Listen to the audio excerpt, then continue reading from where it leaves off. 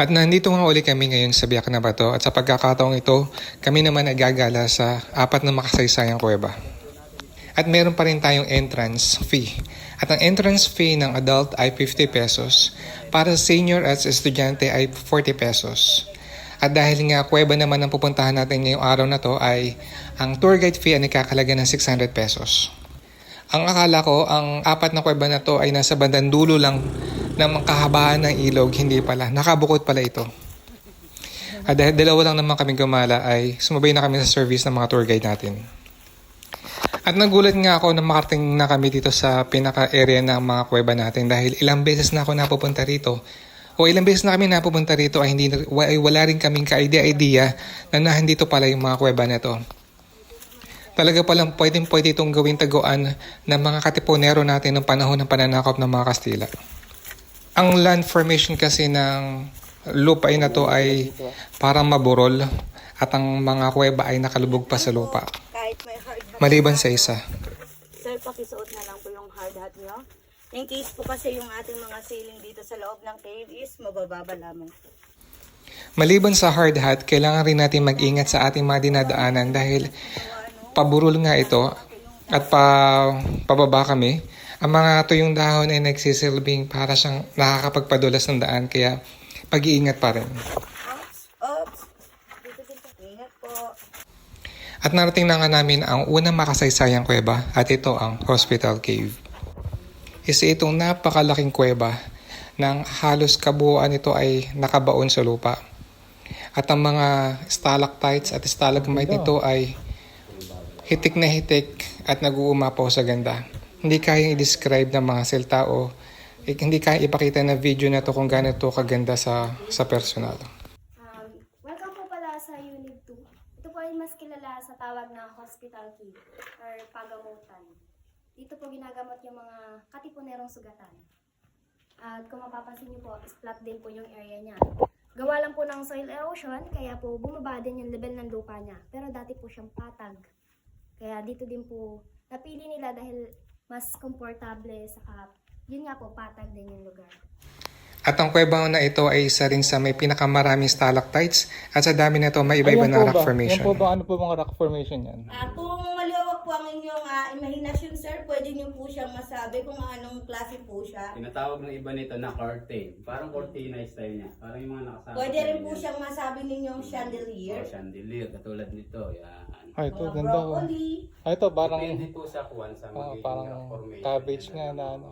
Yes po, sir. Ito naman pong tumutulo na to, ang tawag dito ay soda straw. Kung Tapos, saan din nanggagaling yung tubig sa taas. Tapos Marami pang ganap at kwentuhan sa kuweba na to pero hatiin ko na lang to sa ibang video. At dito nga lumabas na kami para sa susunod na kuweba. At ang bawat kuweba ay ibang entrance at ibang exit. ito sila, tingnan natin kung taas na bukod sa baba.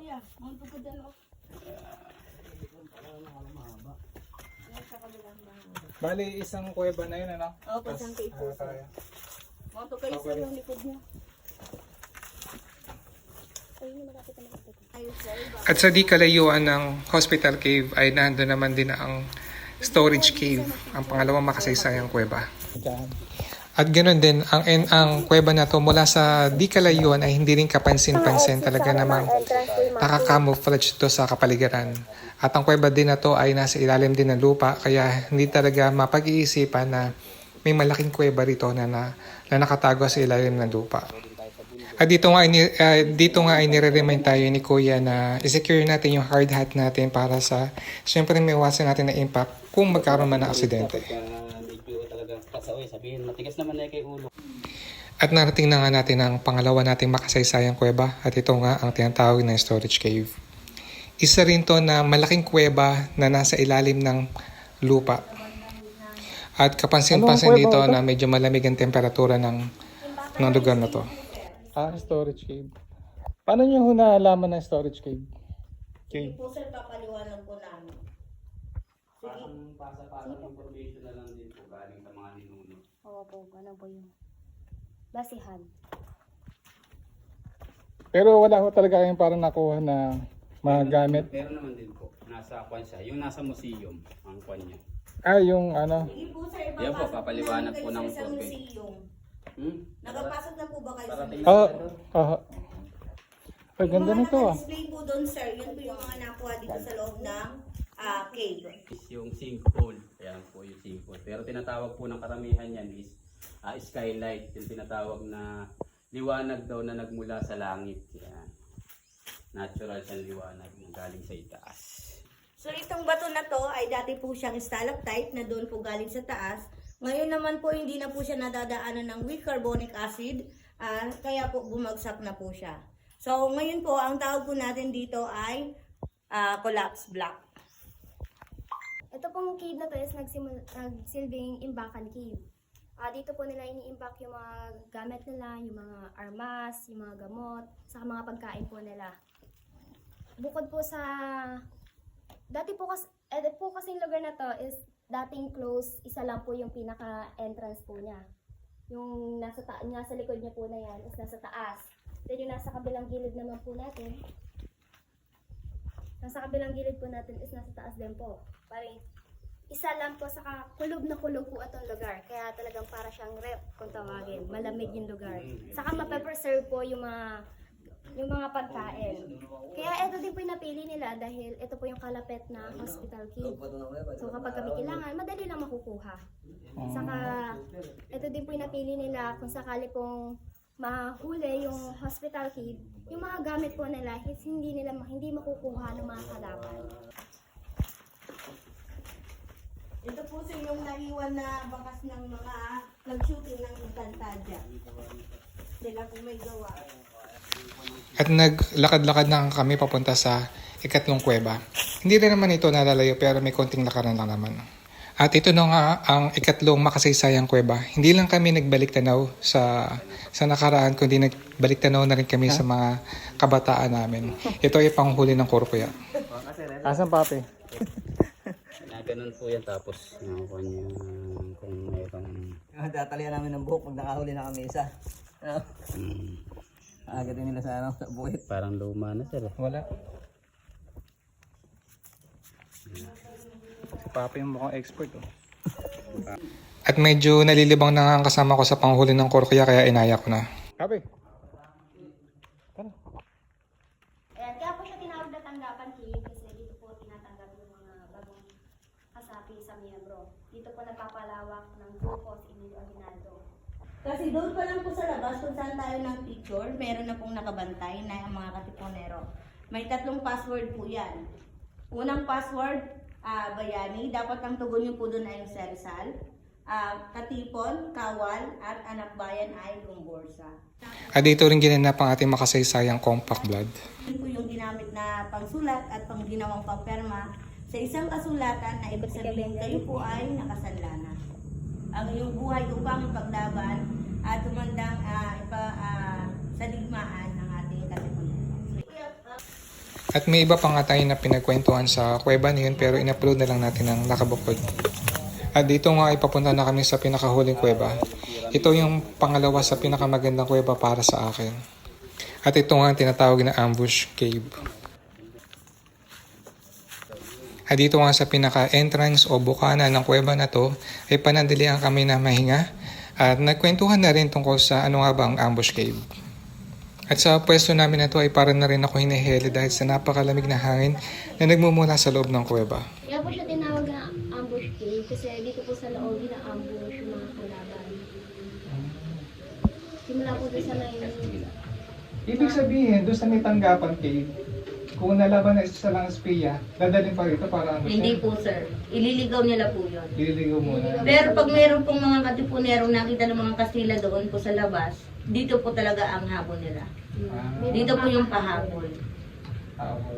Yung panahon po nila yung tanggapan na yun is talaga nakakubli sa kapal na puno. Hindi talaga siya makikita ng katulad ng Ngayon. dumating tayo doon na ganun open siya. Is talaga is close siya.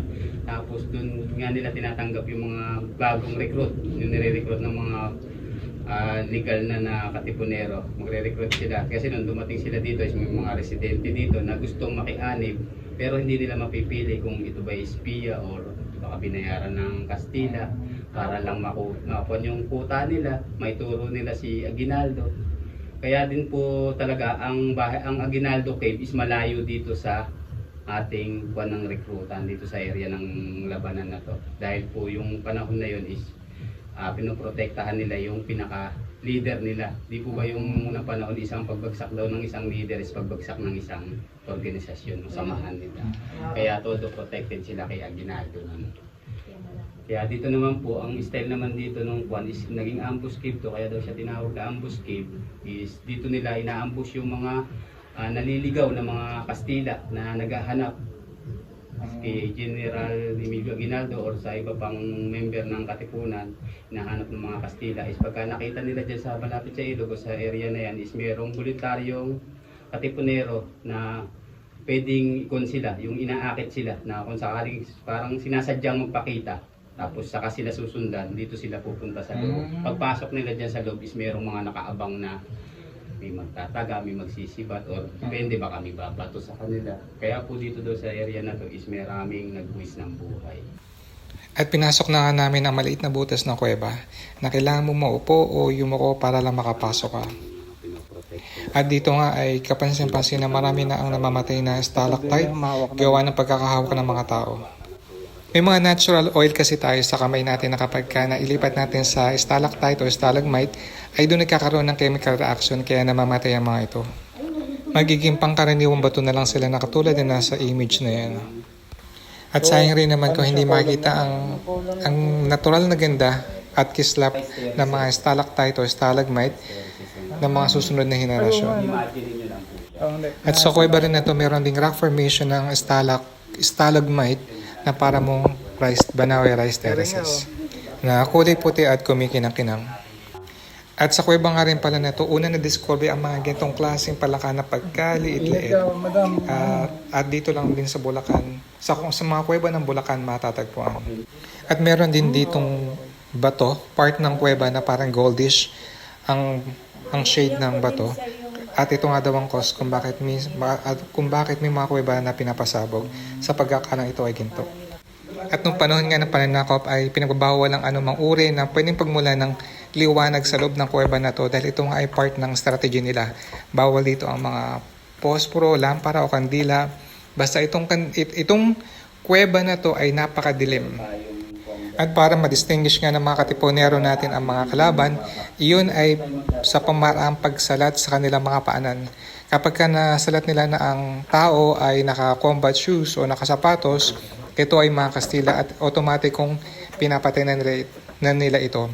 At dahil nga sa sobrang dilim ng kuweba ay minsan pati mga kapwa Katipunero nila ay napapatay nila, ay nadadamay. At mabalik tayo sa aktual na kuweba. At sa lahat ng kuweba na puntahan natin, ito ay may second floor. Ito ba yung last na cave na to? Ano? Opo.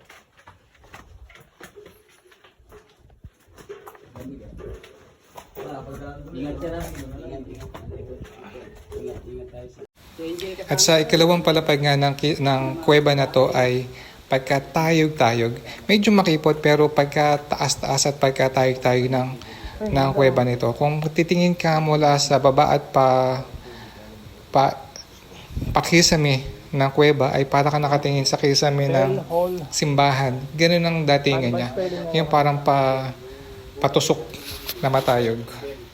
At ang bawat kuweba nga na napuntahan natin ay may kanya-kanyang kwento. At kung naabot ka sa part nito ay maraming salamat.